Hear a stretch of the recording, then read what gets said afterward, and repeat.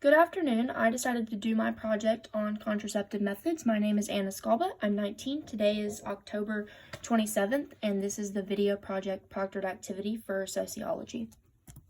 This is my identity as a student. These are the different types of contraceptive methods, and they were all learned in Chapter 10 of the textbook. Sterilization. Sterilization is a widely used permanent method of contraception for couples who no longer wish to have children. It is highly effective and cost-efficient, making it a popular choice for families planning worldwide. While female sterilization is more common than male sterilization, both methods are almost 100% effective in preventing unattended pregnancy. The ACA's provision of no-cost coverage for sterilization has made it more accessible for women, but its impact on future utilization rates remain uncertain. Recent changes in insurance coverage policies and the availability of long-term acting contraceptive may influence the choice that men and women make regarding sterilization.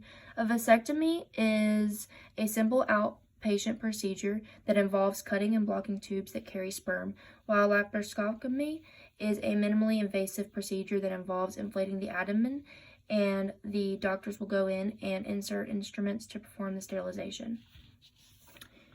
Next slide.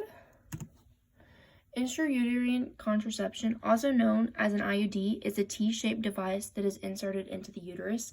The duration of the effectiveness depends on specific types of IUDs chosen, with some options have the ability of preventing pregnancy up to 10 years. The upfront cost of an IUD can reach up to $1,300, depending on the individual's insurance coverage, which exceeds the cost of birth control pills. However, once the IUD is in place, there is no worries. IUDs are available in two different variations. One is the copper and one is hormonal. The Paragard IUD is wrapped in copper wire and can last for up to 10 years. When inserted within 5 days after intercourse or contraceptive failure, Paragard is 99% effective in preventing pregnancy. Paragard may result in heavier bleeding and increased cramping during menstruation, but these symptoms should improve after a few months. Hormonal IUD releases a small amount of the hormone progesterone, which inhibits sperm from reaching the egg. Similar to hormonal birth control, hormonal IUDs can also prevent ovulation and thicken cervical mucus and prevent sperm movement towards the egg. Hormonal IUDs often lead to lighter periods and reduced cramping. For the first 3 to 6 months after following insertion, menstrual patterns may be unpredictable. The difference between these two is one has hormones and the other's not. Each type of IUD has different durations and effectiveness and begins working in different times. Sorry, this camera's off. Let me move it around. Next slide. Hormonal methods are a type of contraceptive that involves the regular use of hormones by women and is considered one of the most effective contraceptive methods. These contraceptive hormones are available in various forms such as pills, injections, implants under the skin, vaginal rings, and skin patches. The pill, for instance, consists of a course of tablets containing two hormones namely estrogen and progesterone.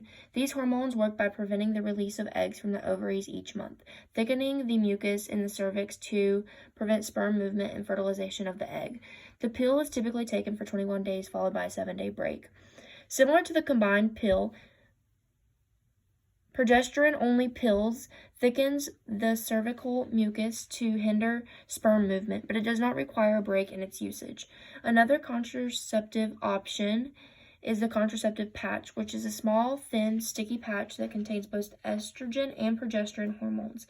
This patch is applied to the skin and releases hormones into the bloodstream. Next slide. Barrier methods are things such as male and female condoms, and they are not as effective in preventing pregnancy compared to other methods such as the birth control implant injection or the IUD. According to statistics, out of 100 women using barrier methods per year, approximately 18 out of 28 women may still become pregnant. A male condom is a thin device made up of latex that is worn over the penis during sexual intercourse. It is considered to provide the highest level of protection against various sexually transmitted infections, including HIV. On the other hand, a female condom is a thin plastic device that lines the vagina. It is held in place by a closed inner ring at the cervix and an outer ring at the vaginal opening. The cervical cap is a small plastic dome, and it is another barrier method that fits tightly over the cervix and prevents sperm from entering the uterus. It is important to note that cervical caps should be used in conjunction with spermicides to prevent pregnancy. And most of these options are bought at a convenience store, besides the cervical cap and the sponges. Fertility awareness is a method that involves identifying the time during your menstrual cycle when it's safe to have sex without contraception and with a reduced pregnancy. This is achieved by monitoring fertility signs such as body temperature and cervical secretion. It is important to note that this method is most effective when multiple fertility signs are monitored, such as temperature indicators, cervical indicators, ovulation, and menstrual cycles. There are apps out there that can help you determine this. This is the summary of everything that I've just stated, if you want to read over it. And these are the sources that I used.